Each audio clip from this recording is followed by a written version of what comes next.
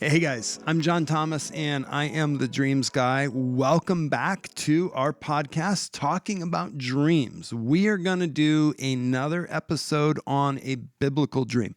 Actually, it's going to be two biblical dreams. We are back in the book of Genesis and we are going a little bit further in the life of Joseph. He is now in Egypt and he has found himself in prison because he was falsely accused of attempted rape.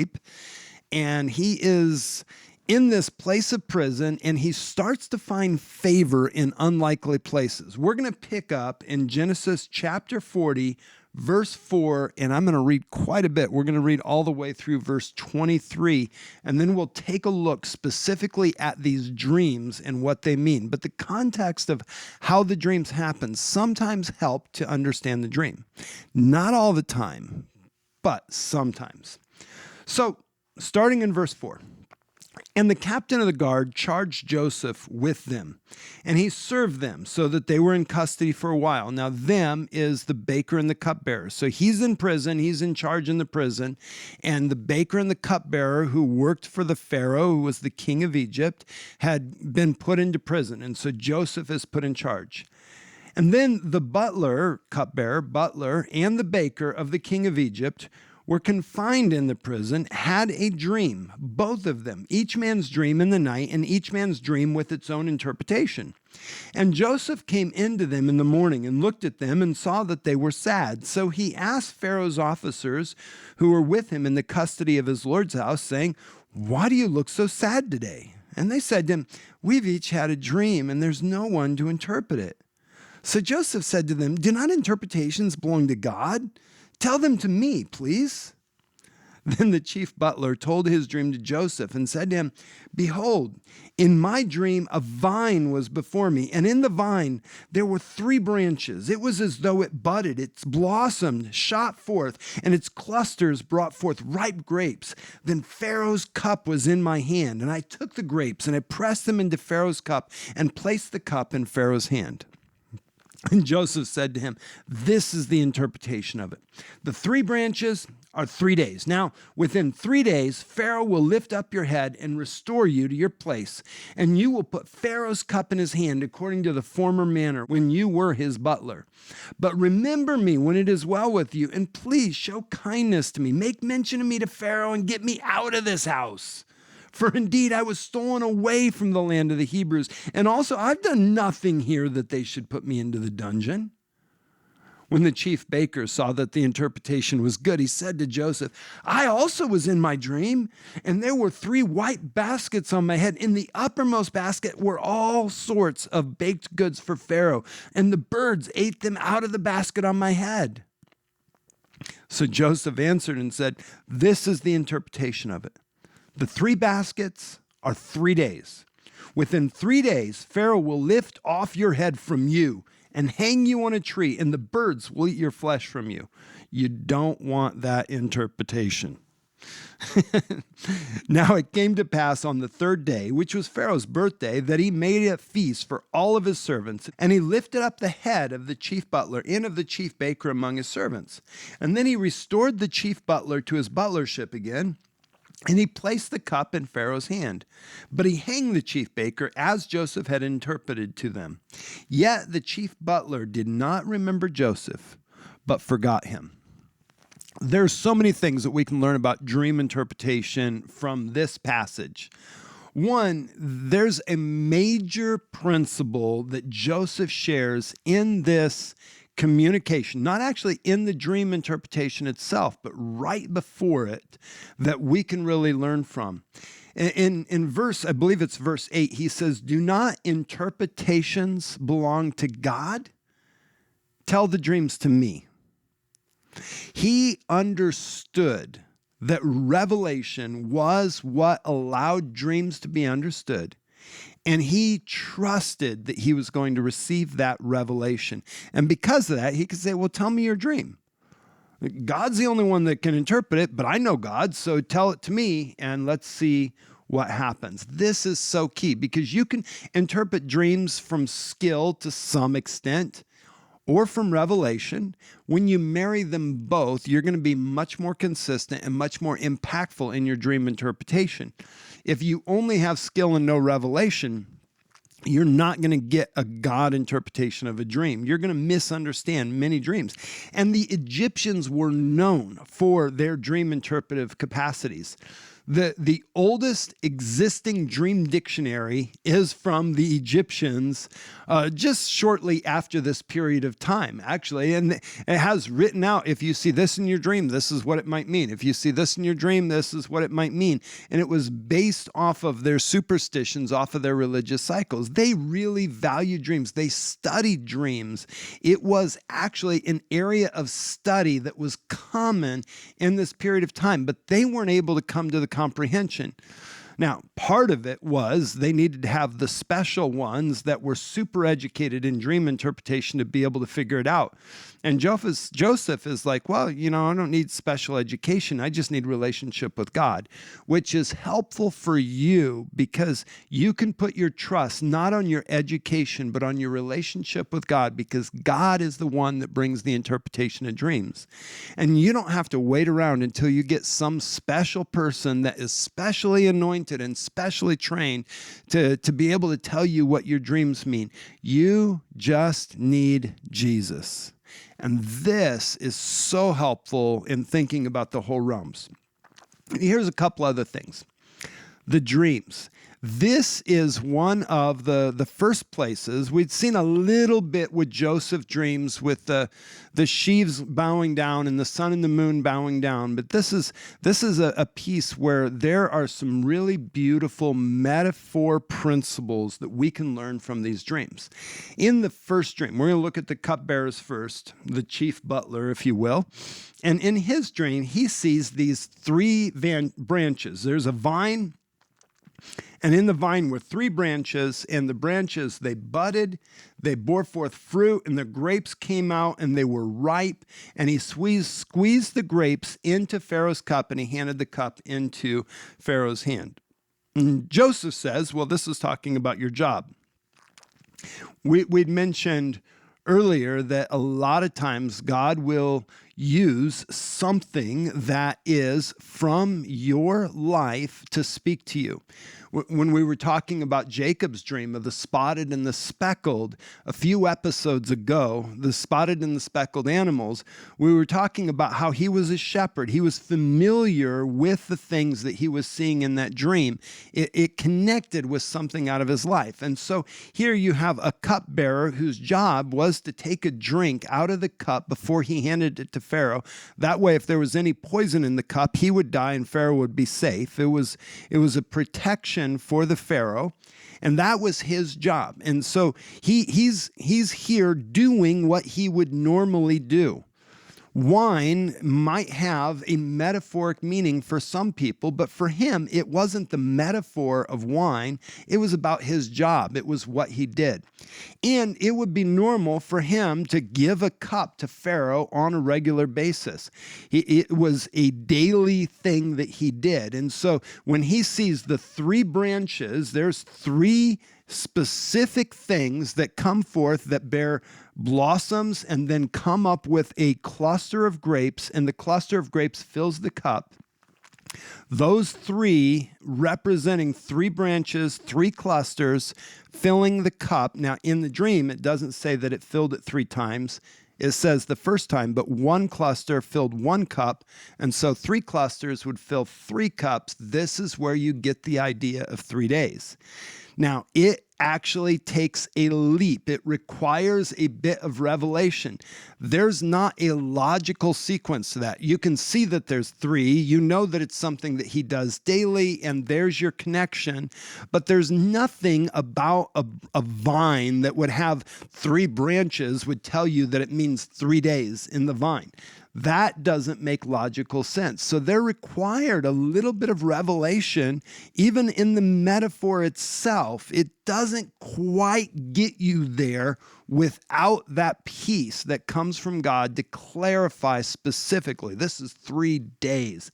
Because it could have meant all kinds of things. I mean, how often do you have the fruit of the vine come forth? about once a year, you get a harvest a year. So maybe it was 3 years, but that didn't quite fit. One, it's one vine and 3 branches. And so they're required the revelation. Trust that revelation, but also see the logic of it. The normal activity of giving Pharaoh the cup and how that would represent what he does and his role, his place in that relationship. So there's our first dream. There's a couple principles that we can understand.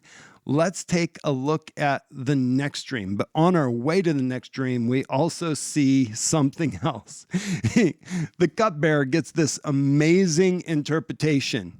You're going to be restored to your place. You're going to be back into the place that you were. And the baker's like, yes, that's what I want. Hey, I had a dream too. Tell me what this one means. Don't assume because you had similar dream that it means exactly the same thing. What does the dream itself say? And this is key. Dreams don't always tell you what you want them to say. They tell you what they tell you. And that is helpful to remember.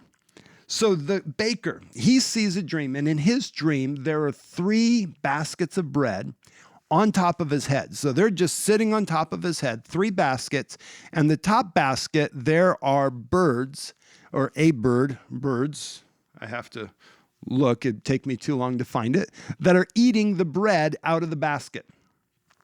Now again, you have context. The baker, what he does is he bakes. And thinking about that time period, it was not the same, baking was not the same as it is today. There were not the preservatives that we have today. And so if you baked a loaf of bread, it's not going to be good the next day. You're going to have a crouton the next day. It's going to dry out, and you're definitely not going to be giving it to the king a day old. I can even remember when I was growing up, we used to go to the bakery and we would get day old donuts and we would warm them up in the microwave because they were a little bit stale. They weren't as good, but we were able to afford them. And hey, it's a donut, so it's got to be good, right? So we have a little bit of understanding of this. You're not going to give the king anything a day old. You're going to have to bake every day, and a basket of bread would be all the stuff that you would bake. And so 3 baskets representing 3 days is a lot more logical even than the 3 branches representing 3 days in the previous dream. It's such a clear picture for the baker, and that allows that understanding a little bit more so without as much revelation required because you have this principle. Now, the baking makes sense. The baskets make sense. The fact that there's 3 days. But then you've got a bird eating this bread. How does Joseph get the idea that this means that he's going to die? Well, again, context. Where are they at? They're in prison. How long have they been in prison? Well, Joseph's been there for years at least. And these people being in the court of the king had clearly seen other people that had come in and out of favor with the king. They'd seen people go to prison, and they'd probably seen what happens when the king gets really angry at somebody. They had seen many people die, and it would have been a common thing for them to see someone that had been executed and the birds eating them. It was in this period of time, this was something that most of the governments would do in a very public place as a sign, as a warning to all the other people not to violate the law, not to make the king angry, to do what you're supposed to do. It was a way to keep people in a place of obedience. And it's who knows exactly what it looks like, but you could almost imagine them being in this prison and being able to look out the window and the people that were dying, they were able to see.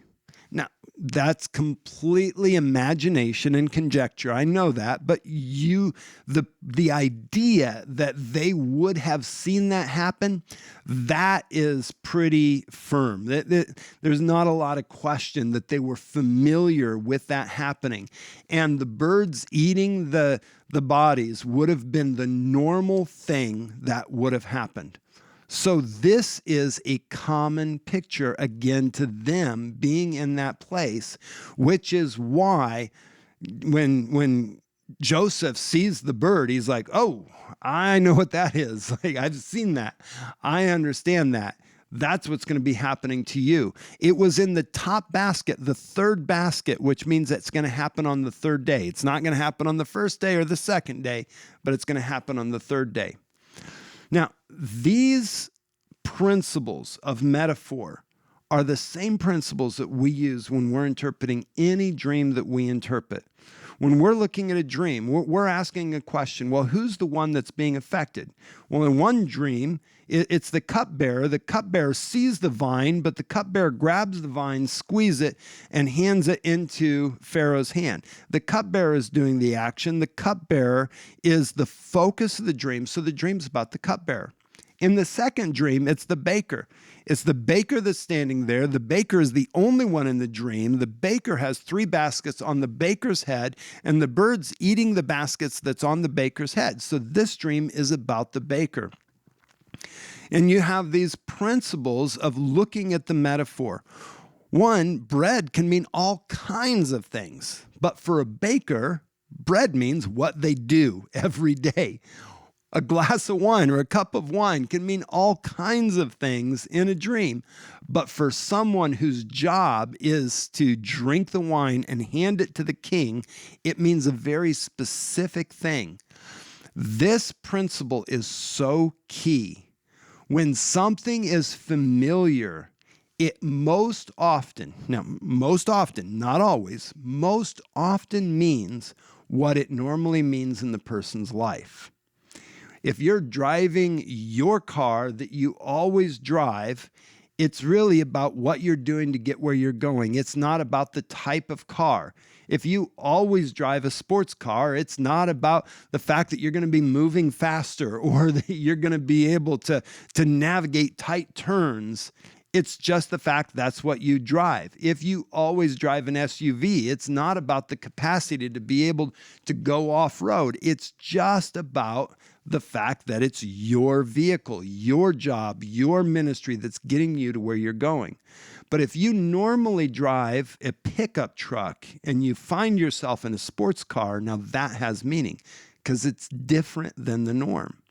This principle is so important for dream interpretation and clarifying metaphors so that we don't over-metaphor a dream, meaning we don't try to make it mean more than what it says. And here's another principle that we can learn from these biblical dreams. Let the dream say what the dream says. You don't change the dream because you don't like the interpretation or because you're trying to make it sound nicer. You need to communicate what God has communicated in the dream. Now, you want to use nice language, but you don't want to change it. Joseph had to tell this person that he was going to die. That's not a fun dream to interpret. But when that's what the dream says, that's what you have to say. Daniel had to interpret a dream about Nebuchadnezzar, about him going crazy. He had to say it to interpret that dream. You don't want to try to be nicer than God. Let the dream say what the dream says. Be loving in how you communicate that. Invite the person into what God is doing, but don't change it because you don't like it or because they may not like it. So I think we've found some really fun principles that's going to help us grow in our ability to interpret dreams. Thanks for joining me on this episode of the Dreams Guy podcast. We'll see you next time.